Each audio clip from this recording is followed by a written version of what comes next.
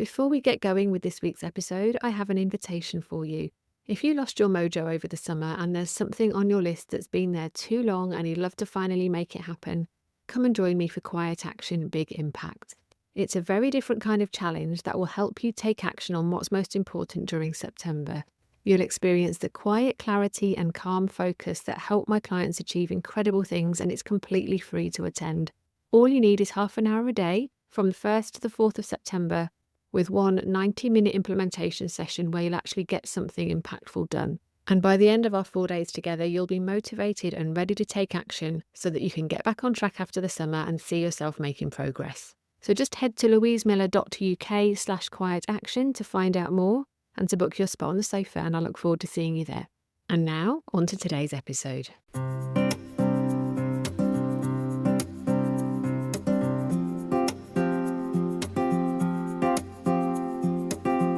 Welcome to Unfrazzle, a podcast for solo business owners with a big vision who are ready for a kinder, more sustainable approach to productivity.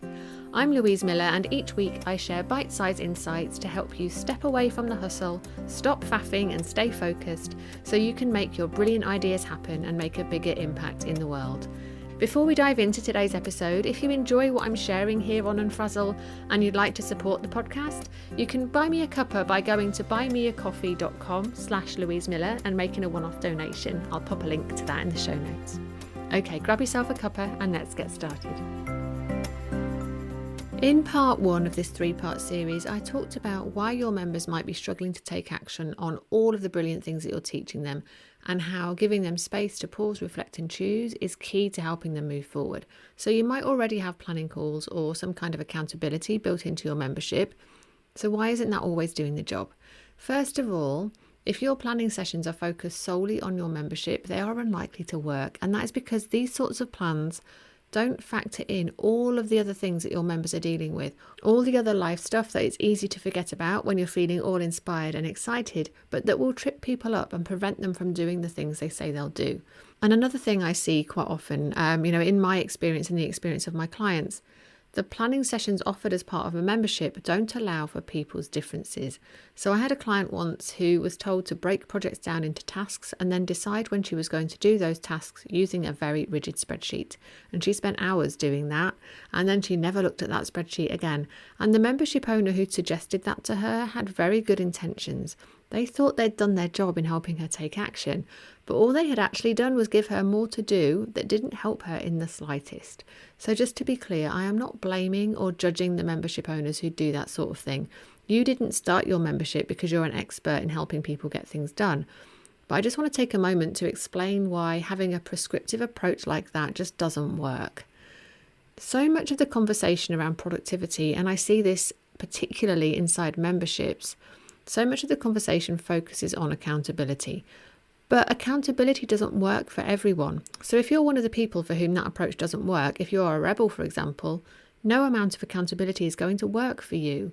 And if you are a rebel, your natural instinct is going to be to fight back against it. So actually that accountability might end up being counterproductive. I ask all of my one-to-one clients to take Gretchen Rubin's 4 Tendencies quiz when we start working together.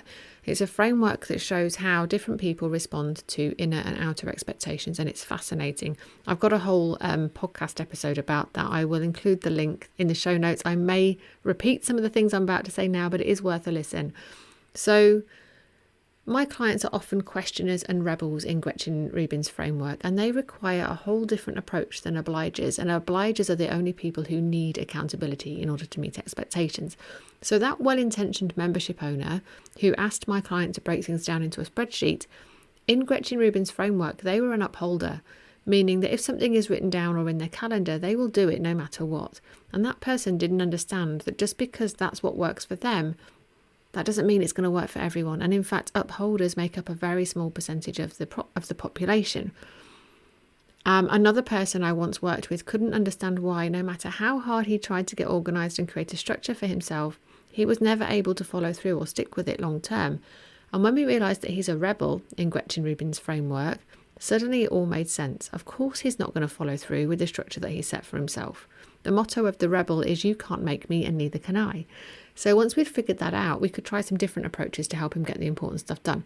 So Obviously, I know you can't provide bespoke one-on-one productivity support in your membership. That's not the point of running a membership. So that's not what I'm suggesting.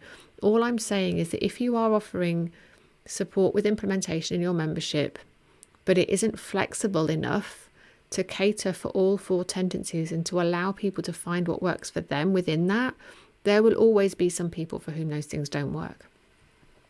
And as if that wasn't complicated enough, we've got some neuroscience that we need to talk about here as well. So most productivity tools and planning sessions are designed to engage your cold executive function, which is the part of your brain that plans and prioritizes and stays focused.